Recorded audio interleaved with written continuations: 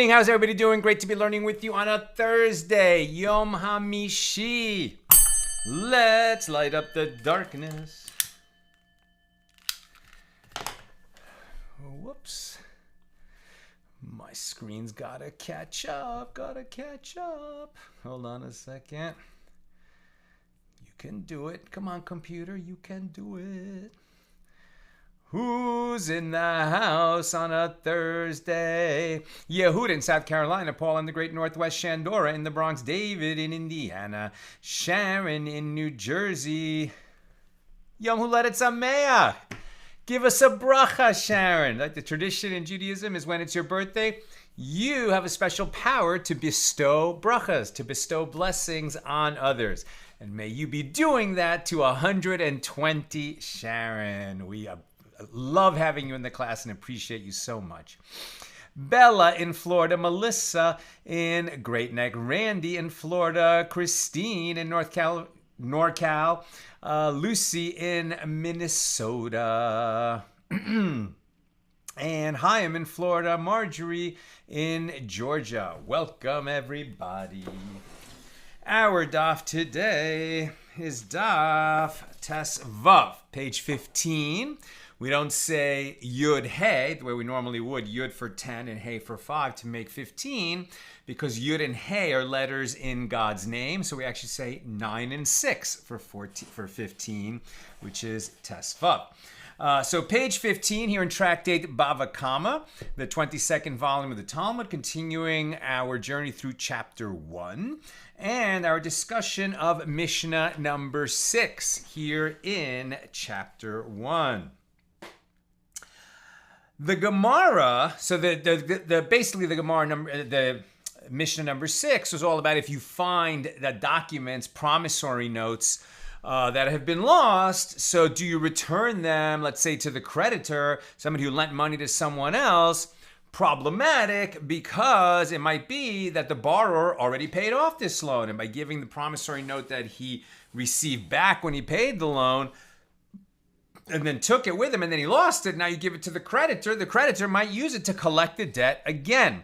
Also, promissory notes usually have terms in there that would allow a creditor to seize property that's used as collateral, including real property, and then that magnifies the stakes. And our Mishnah says you cannot return such a promissory note that you find to the creditor. Better, you should give it to a halachic authority like a beis din, a rabbinic court. Okay, now the Gemara questions this statement that Rav Nachman cited in Shmuel's name at the end of yesterday's class. But does Shmuel hold that one who buys land from a robber does not have the right to the value of the enhancement of the land? So what we've been talking about, it's complicated, it's not easy. But just in the normal course of things, somebody owns a field, he sells the field, the buyer buys the field. That's simple. He assumes all the rights to the field. It's his field into the future in perpetuity. But what if the seller owed money to a creditor and pledged that field as collateral for that loan? He didn't pay back the loan. He sold the field. Now the creditor has the right to seize the field from the purchaser, and the purchaser will look to the seller for recourse to get his money back. Which money back? The money that he used to purchase the field, money that he invested in the field called the enhancement of the field, and possibly the produce that was in the field ready to be harvested when the creditor sold it. Another situation is where the seller turned out to be a robber. He didn't own the field that he was selling. So now who comes along is the actual owner, and he seizes the field from the purchaser. What rights does the purchaser have against the robber? Seemingly every right. I mean, the robber, right, is a committed fraud by selling land that he didn't own. But to which part of the robber's property can this purchaser look to for reimbursement. How is that affected by what the purchaser agreed to when he bought the land? What terms were included in the contract? What does the robber or the seller still own beside this field that was seized either by his creditor or by the actual owner in the case of a robber? So if the robber or seller owns other land, or maybe he owns other land that he sold to get other purchasers, or he owns other unsold land. Maybe it's unsold, but it's also been put up as collateral for other loans when this guy was borrowing money. These are all the kinds of nuances and wrinkles that enter our thinking as we try to figure out who has recourse to reimbursement for his losses, and from what can those losses be reimbursed. So, does Shmuel hold that one who buys land from a robber does not have the right to the value of the enhancement of the land, meaning the money he invested improving the land? But didn't Shmuel say to Rav Hinana bar Shelas, who was a scribe, right? So Rav Hinana bar Shelas was a scribe, and we've learned that, was it yesterday or the day before, that a scribe, I think it was yesterday, right? The scribe has certain duties to be a competent scribe, including when he's drafting a deed, a purchase and sale for a land transfer, he has to ask the parties certain questions. Well, what have you guys agreed to? What recourse does the seller have if this land is later seized by someone with a claim to that land, or a creditor who has a claim to that land as collateral for a loan, etc.? So, but didn't Shmuel say to Rav Hanana bar Shelas, who was a scribe, when you write a deed of sale, consult with the parties, and if they agree, write that the seller commits to compensate the buyer in the event that the land is appropriated from him with superior quality land. So not only from the seller has other land that can be used to compensate the purchaser if the field that he buys is seized, but if he has a lot of land, then which parts of that land can be used to satisfy the debt? The best of it, the superior quality land.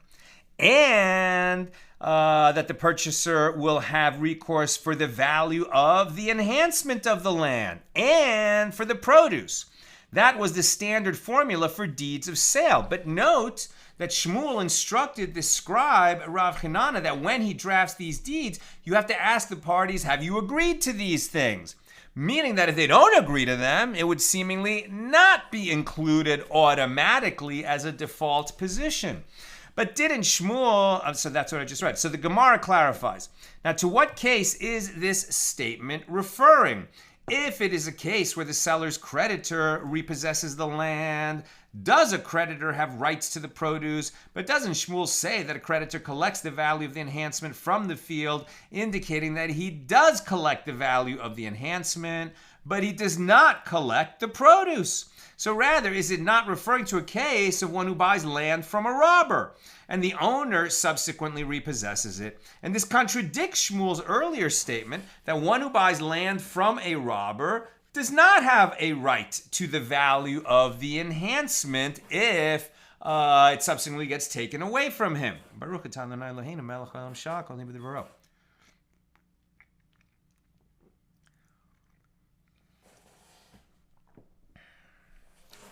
Rav Yosef said, here we are dealing with a case where the robber owns land, other land, which he can return to the buyer instead of paying him money. So in that case, the transaction appears to be a sale and not payment of interest for a loan. We're always going to be concerned if a buyer, buys something, gives money, then it gets taken away from him, and the seller has to reimburse the money. But the money that he reimburses, because there was enhancements to the land, ends up being more money than the purchaser originally gave to the seller. So the purchaser gave money and then received more money in return. That looks like a loan with interest. But if the seller, when the field gets repossessed, right, by the creditor or the actual owner from the buyer, and the seller has other land to give, then that other land can be used not only to compensate the buyer for the purchase price, but for any enhancement that he put into it. And we won't think that this looks like a loan with interest, which is usury and prohibited, because money was given and then the buyer ended up with land, right? So it seems like he got what he bargained for, and it wouldn't look like an interest-bearing loan. And Abaye said to Rav Yosef, but is it permitted for one to borrow a sa of grain, which is a volume of grain, think 100 bushels, for return of a sa in a case where he owns land? You can't lend somebody 100 bushels of wheat because he needs them now, and then later he pays you back 100 bushels of wheat. Why not? It sounds like a perfectly good understanding between two friends. One is going to market now. He can't go to market next week. So he says, Sal, your harvest is in now, but maybe it's not convenient for you to go to the city and sell it in the market. My harvest won't be ready till next week, but I need to go to the city now. We need some money now. So can I borrow 100 bushels of wheat from you? I'll go sell them in the city, satisfy my debts. And then next week, when you're going to the market, I'll give you 100 bushels of wheat. Sounds like 100 bushels borrowed, 100 bushels returned. What could possibly be the problem? That during the course of that week, the market price of wheat changes. So I lend him 100 bushels of wheat worth $100 a bushel, and then he returns to me 100 bushels of wheat next week when the price has gone up and they're worth $105 per bushel. Now it starts to look like a loan with interest, and the sage is prohibited for that reason.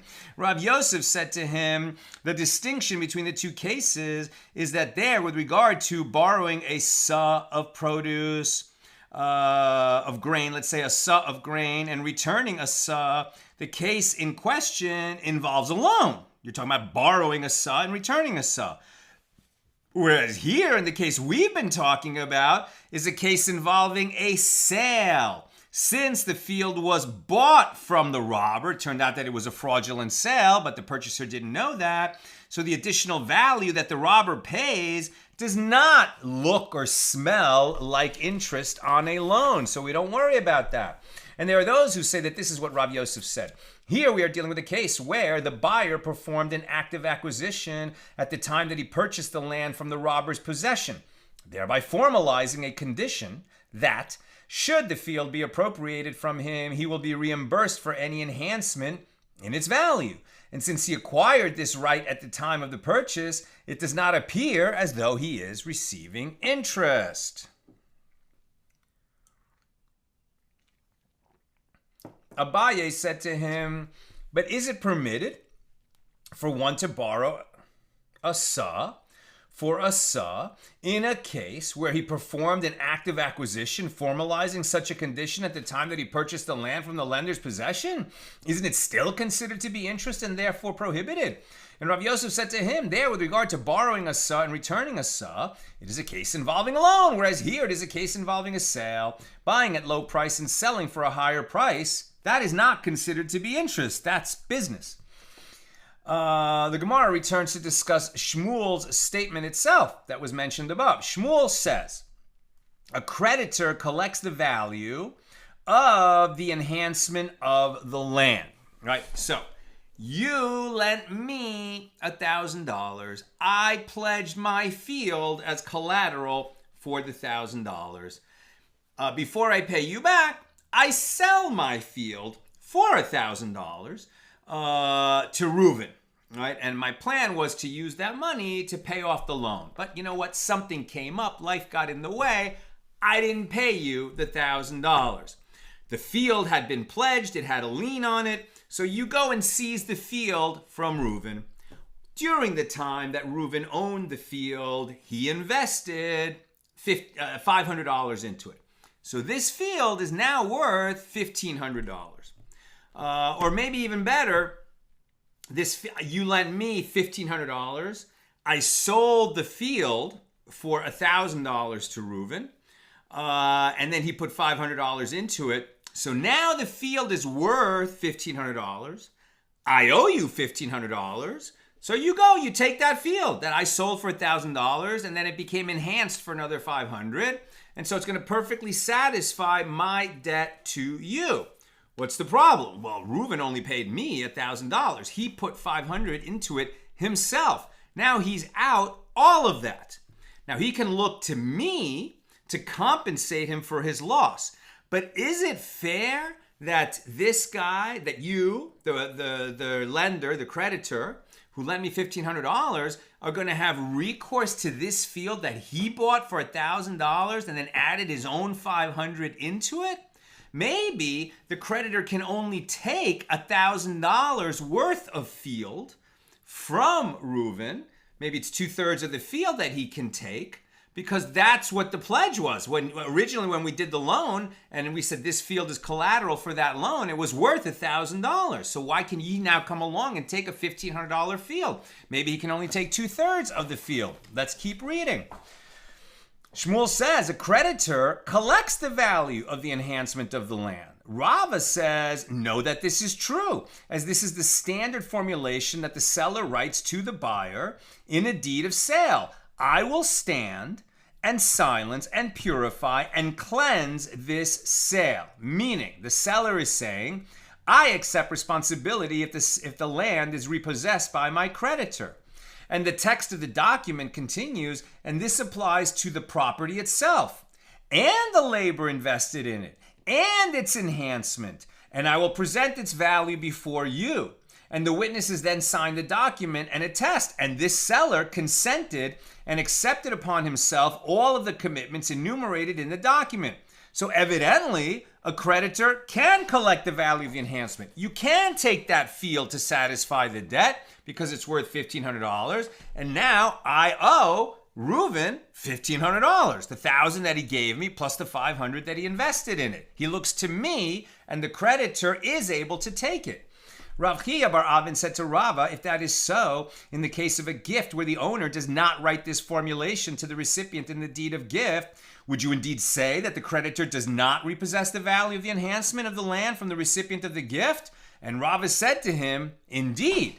So apparently, you can take this, you can take that whole field, because when I sold the field, I said whatever happens to that field, if a creditor of mine takes it, I will make you whole. But if the purchaser didn't get that guarantee from me, that's actually going to affect my creditor's rights going over here. Maybe he's only then going to be able to take $1,000 worth of field from Reuven, and for that other $500, he's going to have to come to me because I still owe it to him, to you. Rav Chiya bar Avin said to Rava, but is the legal power of a gift stronger than that of a sale? Who said anything about gifts? Now we're introducing gifts. So this is a different kind of transfer. We talked about a loan. We talked about a purchase and sale. We talked about guarantees when there is a purchase and sale. We talked about a fraudulent sale because the robber claimed that it was his to sell when it wasn't. Now we're introducing a new element. Okay, what if one gives the field to another and then that field is repossessed by the giver's creditor? Now, the recipient didn't pay any money, but once it was gifted to him, it's his field. So is he going to be out a field because it was seized by my creditor? Let's keep reading. Rav Chiya bar Avin said to Rav, if that is so in the case of a gift, wait a minute. Where am I? I want to make sure I'm in the right place. Indeed. Okay, so Rav Chiya bar Avin said to Rava, but is the legal power of a gift stronger than that of a sale? Oh, I'm sorry. So the previous case, we already introduced the gift where there was not this formulation of the guarantee. I said, well, maybe there was a purchase and sale without the formulation. They actually put it as, well, in a gift, there is no formulation of I will guarantee any losses against you because I just gave it to you. Right? And so does that mean that now that I gave it to you, the creditor has less rights to go in and get it than when I sold it to you? Why? So says Rav Chiya bar Avin, but is the legal power of a gift stronger than that of a sale? As in the case of a sale, the buyer loses the value of the enhancement if the land is repossessed. And Rava said to him, yes, the power of a gift is indeed stronger, since in a case of repossession, the recipient of the gift does not receive the value of the enhancement from the one who gave him the gift. He is under no obligation to relinquish this value to the creditor. So Rav Nachman said this following baraisa supports the opinion of Mar Shmuel, but our colleague Rav Huna interprets it as referring to other matters so that it does not support Shmuel's opinion. So let's see. As it is taught in a baraisa with regard to a case of one who sells a field to another and it is appropriated from the buyer's possession as it was liened to the seller's debt that he owed to a creditor, when the buyer then collects compensation from the seller because his field was seized, he collects the principal, right, the purchase price of the field, from liened property, and he collects the enhancement only from unsold property. So there's a limit to what he can go after from this seller who sold the field that was later repossessed by the seller's creditor. Right, for the purchase price, he can go even after fields that this seller sold to other people. But for the value of the enhancement, he can get that from the seller, but only from his unsold property. So evidently, the value of the enhancement is also repossessed by the creditor. If the buyer now can come after the seller for the value of the enhancement, okay, from unsold property and not from lien property, nevertheless, he can get it. So he does have recourse to recover the enhancement. And why does he have recourse to cover the enhancement? Because it was taken from him. And if it was taken from him, that indicates that the creditor can seize the whole field, right, to satisfy this debt, both the field and its enhancement. But our colleague, right, so Rav Nachman says, but our colleague Rav Huna interprets this law as referring to other matters, i.e. to the case of one who buys a field from a robber. In that case, the robbery victim is certainly entitled to the value of the enhancement of the land. But he doesn't apply that law to the case of the purchase and sale from a regular seller who had a debt. Now, it is taught in another baraisa in a case of one who sells a field to another and the buyer enhances it, and then a creditor comes and repossesses the field. In this case, when the buyer collects compensation, the law is as follows. If the value of the enhancement of the field is greater than the buyer's expenses in generating the enhancement, so it was a smart investment he made in the field after he bought it. He put in $500 worth of expenses, and he made the field worth an extra $1,000 in value, right? That's the whole idea when we flip a house, right? So if the value of the enhancement is greater than the buyer's expenses in generating the enhancement, so he takes the difference in value between the enhancement and the expenses from the owner of the land, meaning the seller, and he is compensated for the expenses by the creditor. And if the creditor, right, the creditor doesn't have a right to everything that comes along with this land. And if the expenses were greater than the enhancement of the field, he receives compensation for his expenses only up to the value of the enhancement from the creditor. So now it sounds like, whoa, what? So this sounds like the creditor can repossess that field, but only for its value at the time of purchase, which is what the value that it had at the time that it became collateral for the loan that this creditor extended the person who became the seller of the field. But any enhancements that the buyer put into it, when the creditor seizes the field from the purchaser, the creditor is going to have to pay the value of the enhancement to the purchaser, right? The purchaser doesn't look to the seller for the value of the enhancements. The creditor has to pay when he seizes it. This would definitely contradict what we just read above. So the Gemara asks, but how does Shmuel interpret the baraisa? If it is referring to one who buys a field from a robber, the first clause in the baraisa poses a difficulty to Shmuel's opinion, as Shmuel says that one who buys a field from a robber does not have the right to compensation for the enhancement of the field, and the baraisa states that the buyer is entitled to compensation for the enhancement. If it is referring to a creditor, then both the first clause and the latter clause in the baraisa pose a difficulty to Shmuel's opinion, as Shmuel says that a creditor collects the enhancement of the field and needs to pay nothing for it. So the Gemara suggests two answers. If you wish, say that the Baraisa is referring to one who buys a field from a robber, in a case where the robber owns land with which he can compensate the buyer instead of paying him money. So in that case, the compensation does not have the appearance of interest and it's permitted. Alternatively, it is referring to a case where the buyer performed an act of acquisition at the time he purchased the land from the robber's possession, thereby formalizing a condition that, should the field be appropriated from him, he will be reimbursed for any enhancement in its value. And since the buyer acquired the enhancement at the time he paid for the field, it does not appear as if he is receiving interest. If you wish, say instead that it is referring to a creditor, but nevertheless it is not difficult, even according to the opinion of Shmuel. Here in the Baraisa, the reference is to enhancement of the field that reaches one's shoulders, i.e. the produce that grew due to the improvements made by the purchaser is almost fully grown and ripened, and it can soon be harvested and carried upon one's shoulders. The produce is ready to take, right? That's a third element of value if the produce is ready to be harvested. Normally you would think that, okay, the purchaser is going to lose the field. He's going to have to look to the seller to reimburse him. He's going to lose the enhancements that he put into it.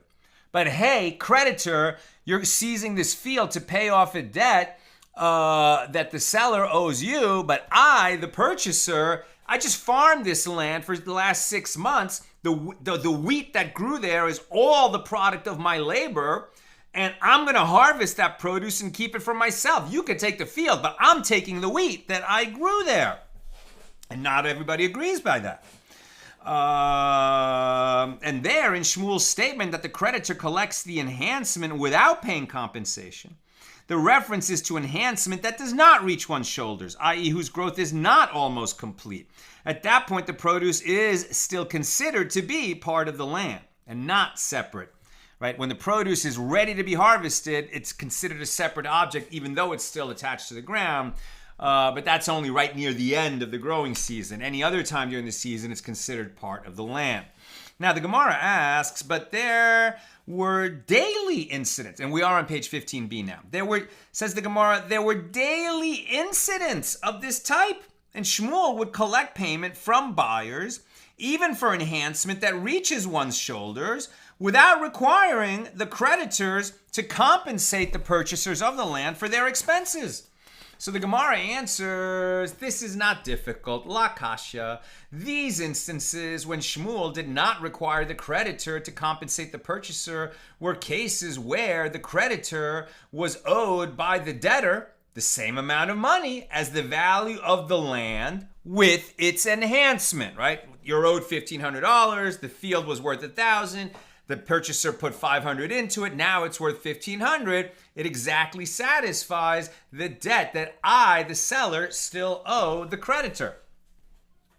And that Baraisa, which states that the creditor must compensate the purchaser for the enhancement, this is referring to a case where the creditor was owed by the debtor only the same amount of money as the value of the land, right? The purchase price of the land without its enhancement. As in this case, the creditor gives the buyer the value of his enhancement to the land and thereby dismisses from the buyer any claim to the land. The buyer's been paid off. He got his money back. He got his money back for his enhancement. He thought he had a field that was going to appreciate over time and be worth a lot of money, and he lost it. But at least he didn't lose anything that he put into it. So says the creditor, okay, now the field is mine. The buyer has no further claim. The creditor, the borrower lost it. The creditor says, I seize the field. The field is now mine. The buyer has no further claim. He's been paid off. The debtor is the one who originally owned the field. He was willing to sell it. It ended up not in the possession of the purchaser, but rather his creditor. Now the debt is paid, and the field, which had left the seller's possession anyway, ends up in the creditor's possession. Everybody's taken care of.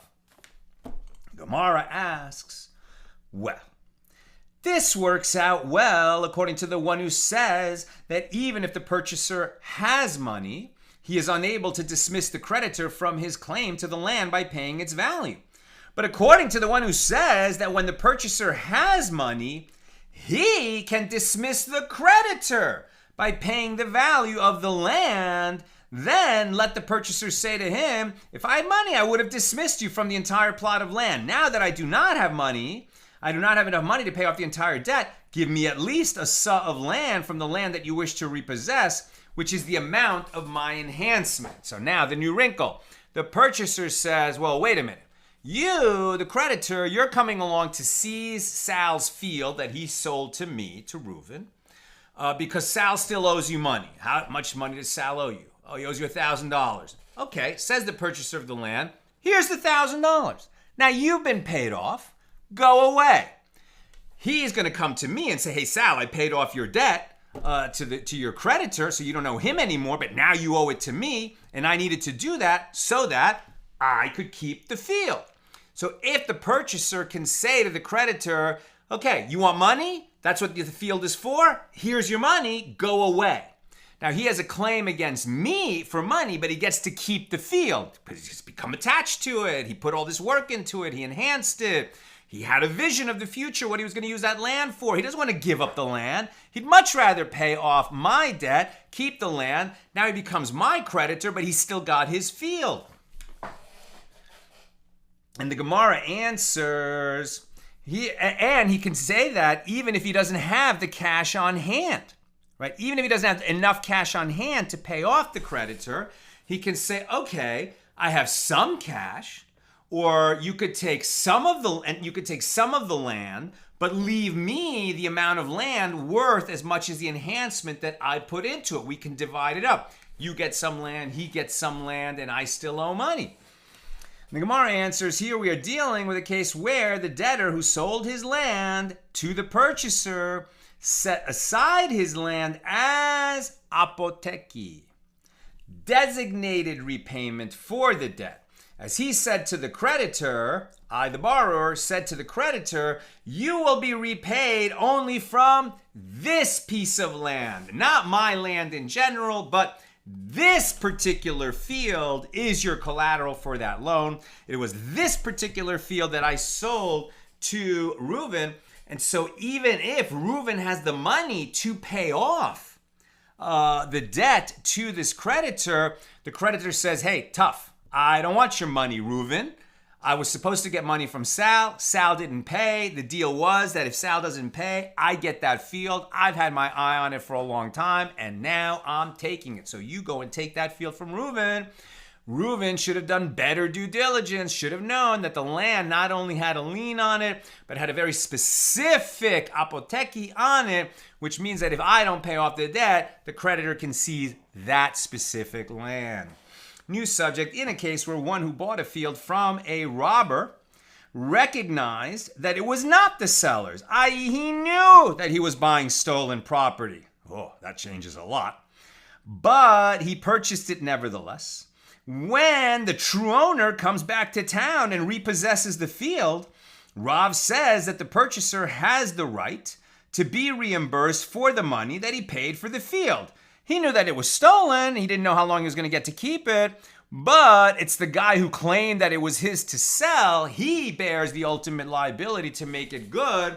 Okay, I had, Reuven, let's say now Reuven is the purchaser, right? So Reuven says, oh, Sal, I'm not so sure, Sal, that Sal has the right to sell that land. Maybe he robbed it from an absentee owner. But if it turns out that my suspicion is correct, Sal's going to have to make it good.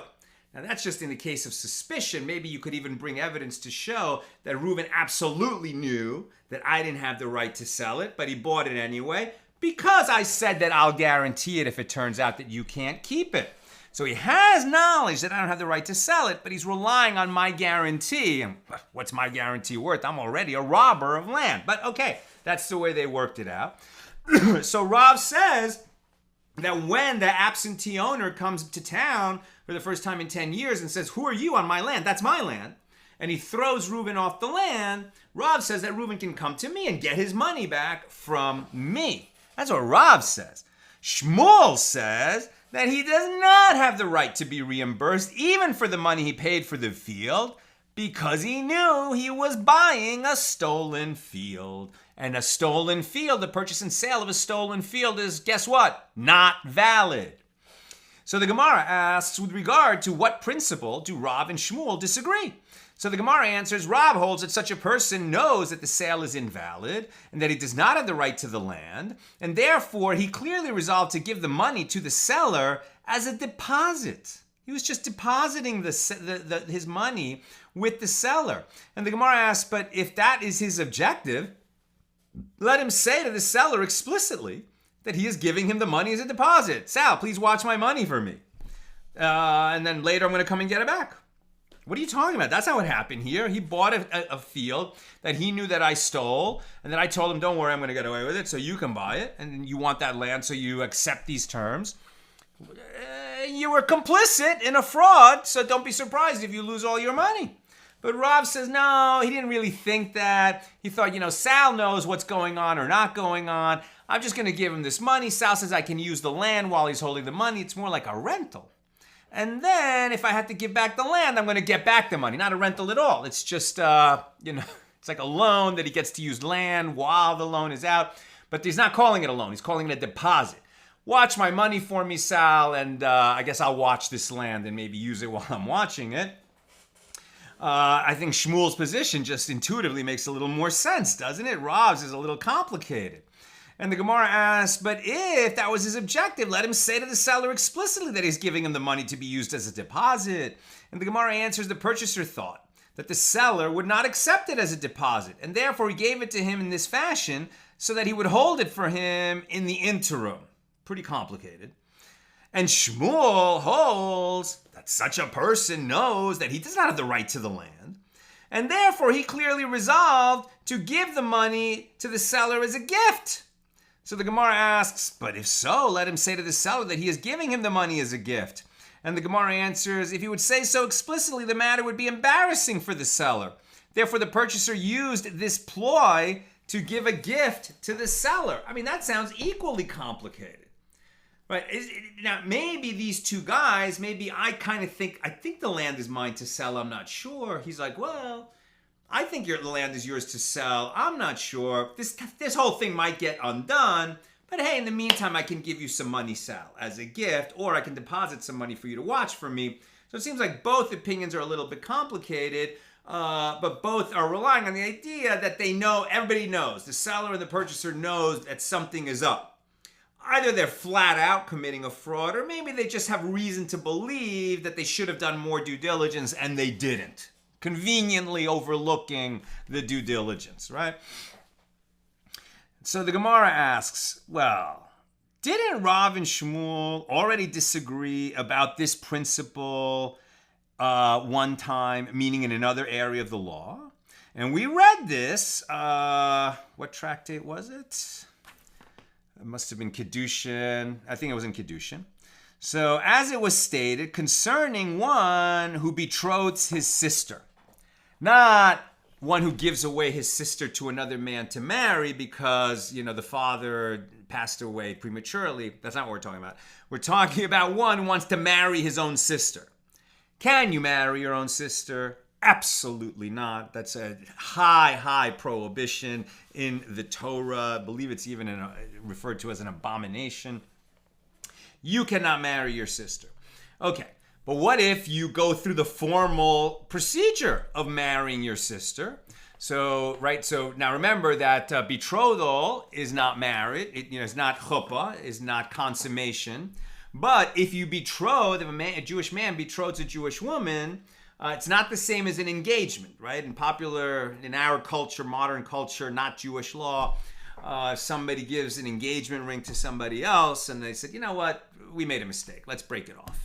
She might keep the ring, she might give the ring back, but the engagement is off, they can go their separate ways. If a Jewish man betroths a Jewish woman and then they decide to break it off, she needs a get. He has to give her a bill of divorce, even though they never consummated this union. Now, when there's betrothal, there's also, you have to give her something of value. It doesn't have to have a lot of value, it can have very minimal value, but you have to give her something of value. Now, is a betrothal of a sister, which is prohibited, is that just a nonsense ritual that you went through and that whatever you said or did, since it was prohibited to betroth her, it has no meaning. You don't have to give a get. If you gave her some money, she has to give it back. It's meaningless. Or because you went through that ceremony, even though it's prohibited to marry her, maybe you have to give her a get. Maybe she can keep the thing or not keep the thing. Let's see what they ruled. So as it was stated, in the case of one who betroths his sister, Rav says the money that he gave her for the betrothal is returned, since the betrothal does not take effect. And Shmuel says the money is not returned. Why is it not returned? Now, he agrees that betrothal does not take effect. It's a meaningless betrothal. You can't betroth your sister. But Shmuel says that the money that the brother gave his sister is a gift, meaning that he wished to give a gift to his sister, and he went through this, sort of elaborate manner of giving her the gift, perhaps because she didn't want to take a gift from him. So Rav says the money must be returned since a person knows that betrothal does not take effect with his sister, and he decided to give the money to her for the purpose of a deposit. And Shmuel says, no, she keeps it because he knows that betrothal doesn't take effect, but he wished to give her the money anyway, and so it's a gift. So the Gemara raises a difficulty, and let him explicitly say to her that he is giving her the money for the purpose of a deposit, according to Rav. So the Gemara answers, he thought that she would not accept it from him, and that's why they did this elaborate thing of the betrothal that's prohibited. And Shmuel says the money is considered to be a gift because a person knows that betrothal does not take effect with his sister, and he decided to give the money to her for the purpose of a gift. And the Gemara again raises a difficulty. So why didn't he say explicitly to her that he is giving her the money for the purpose of a gift? Why go through this thing? And the Gemara answers he thought that the matter would be embarrassing to her, and she would refuse to accept the money. He therefore attempted to give it to her by an alternative method. Isn't it more embarrassing to accept a betrothal from your brother? Or maybe he thought, okay, she doesn't really understand what's going on. She just signed a paper. She never thought she was betrothed. I mean, the whole thing is very weird. And I would say that this is one of these cases where such an incident never happened. But they're going through the hypothetical to see, well, what would the law be and what are the underlying principles? Again, testing their understanding of the law. Not because it came up so often that a brother betrothed his sister. So the Gemara explains, it is necessary to present the disagreement between Rav and Shmuel, both in the instance of betrothing one's sister and in the instance of a purchaser knowingly purchasing a field from one who is selling it though he doesn't own it. Right? So even though they're both relying on the principle of Rav says it's a deposit and the money goes back, and Shmuel says it's a gift and the money doesn't go back, same outcome in both cases. Nevertheless, the law has to be stated in both cases because there are essential differences between the cases. And what are the essential differences? Says the Gemara, it is necessary to present the disagreement in both instances because if it were stated only with regard to the case of buying property from a robber, one might have reasoned that it is specifically in that case that Rav says that the money returns to the purchaser, as people do not tend to give gifts to non-relatives. And therefore it is clear that the purchaser intended for the money to be a deposit. But with regard to the case of one who betroths his sister, one might say that Rav concedes to Shmuel that the money was given as a gift. It is therefore necessary to present Rav's opinion in both cases. And conversely, if the disagreement was stated only in that case of betrothal to one's sister, one might have reasoned that it is only in that case that Shmuel says that the money is a gift. But in this case, where the purchaser is a non-relative, one might say that Shmuel concedes to Rav that the money is a deposit. It is therefore necessary to present the disagreement in both instances. And the Gemara asks, but according to Rav, who says that the money is a deposit, and according to Shmuel, who says that the money is a gift, when this purchaser takes possession of the land, despite knowing that his acquisition is invalid, with what justification does he take possession of the land, and how does he justify consuming its produce? Didn't he participate in a fraud? So the Gemara answers that the purchaser reasons to himself, I will take possession of the land and work it and consume the produce that is in it, just as the seller would have done, because it was in his possession before he gave it to me. And when the owner of the land comes around and claims it, the money that I paid for it will be designated for a different purpose. So according to Rav, who says that the money is a deposit, it will be a deposit. And according to Shmuel, who says that the money is a gift, it will be a gift. Rava said, with regard to the aforementioned disputes in law, the halacha, is that in a case where one bought a field and it turned out to be stolen, he didn't know that, the purchaser has the right to demand that the seller return the money he paid for the land. And he also has the right to demand that the seller compensate him for the value of the enhancement, in accordance with the opinion of Rav. And this is the law even if the seller did not explicitly obligate himself to compensate him for the enhancement. You would expect that we're going to be more rigorous on the seller if he's selling stolen land. But if the purchaser recognized that the field did not belong to the seller, it was not his to sell, so he participated in this fraud, and he purchased it anyway, he has the right to demand that the seller return the money he paid for the land, but he does not have the right to demand the compensation for the enhancement, and this is in accordance with the opinion of Rav.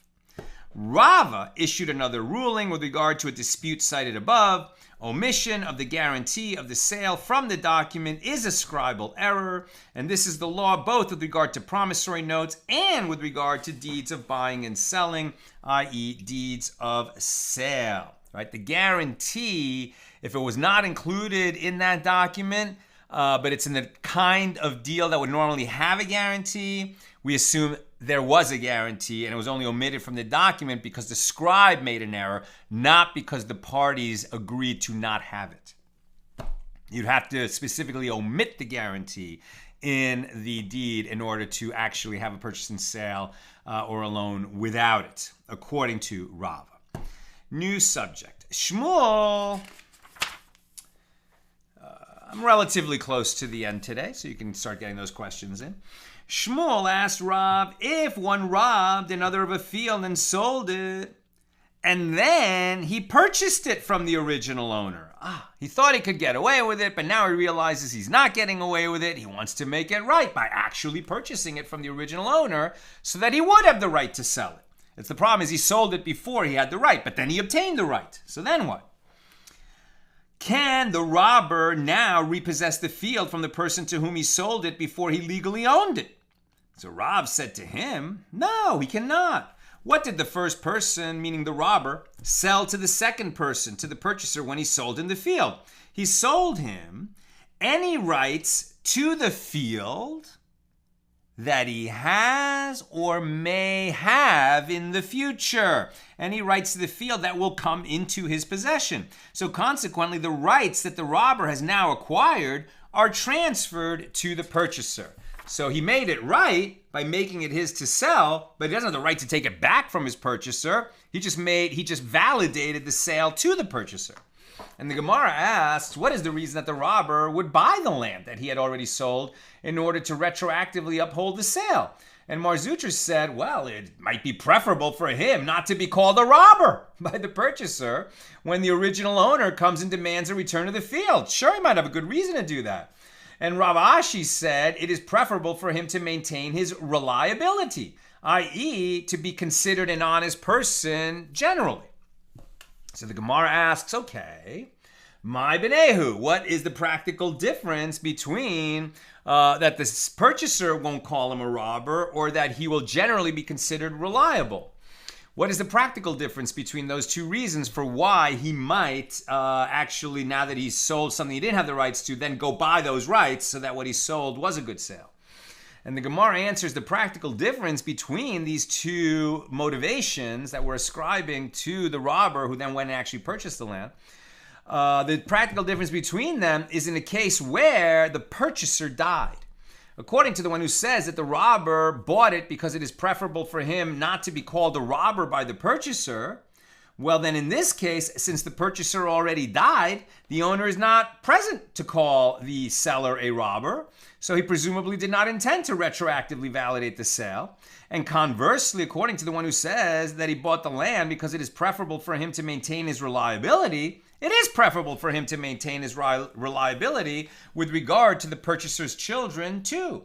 Now we're on 16a, and the Gemara challenges this distinction. Ultimately, the purchaser's children will also call the seller a robber if the field is appropriated from them.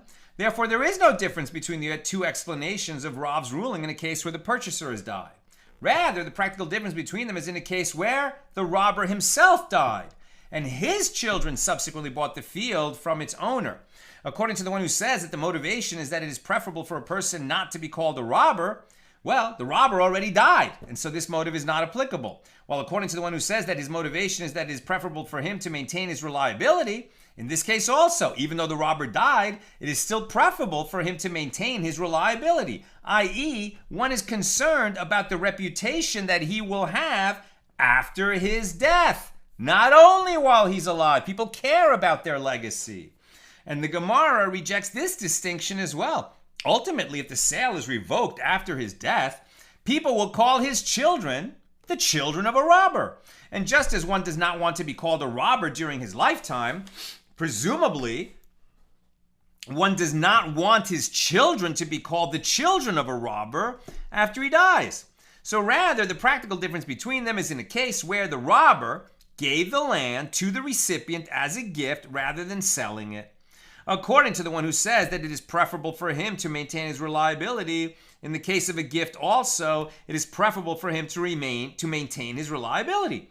While according to the one who says that the motivation is that it is preferable for him not to be called a robber, in this case, the robber could say to the recipient of the gift, "What did I rob you of? You incurred no loss. I gave you a field. It got taken from you. You didn't buy it. You didn't own it at the outset. Oh, okay, you received a gift from me and it turned out that I didn't have the right to give it to you, so you're just back where you started. So you can't call me a robber." Okay, that's what I've got for us today. Let's check some comments and questions on Bava Metzia, page 15.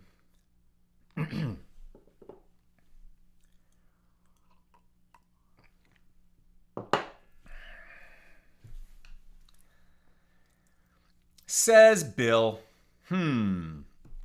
so a sale is not a loan, and therefore we're not concerned with usury. Does that mean, for example, that Reuven and Shmuel could say, I, Reuven, wish to purchase 100 bushels of wheat from your field, Shmuel, and pay you with 100 bushels of wheat from my field to be paid next week? Great question. It sounds like a loan, but it's not. It's really barter. But the problem is it looks so close to the prohibited case because you're saying, well, I'm buying it from you, but I'm paying it next week. But it's a purchase. It's not a loan. From the outside, it looks the same as a loan. So that's the tricky part because we're saying we need to avoid not only impropriety, but appearance of impropriety.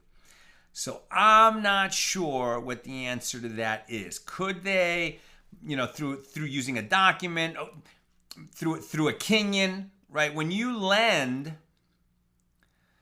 right? When I lend you $100 and you take the $100, I think there's still kinyan of the loan. So that's not the difference. I'm not sure. It's a good question, Bill. I'm just not sure what the answer is. Good, Shiloh.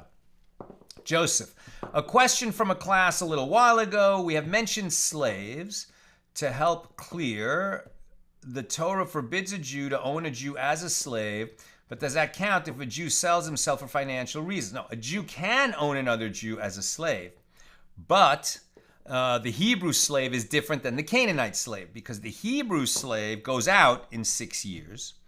Or he can choose to remain enslaved because it's better with him with his master, and he has his ear, on the door frame, and they put an awl through it. And he's one who has chosen to remain in slavery, and he got there. That's 6 years of indentured servitude, either because he stole and couldn't pay back what he stole, or because he became impoverished and couldn't pay a debt. So he is a slave. He's an Eved Ivri, the Hebrew slave, but.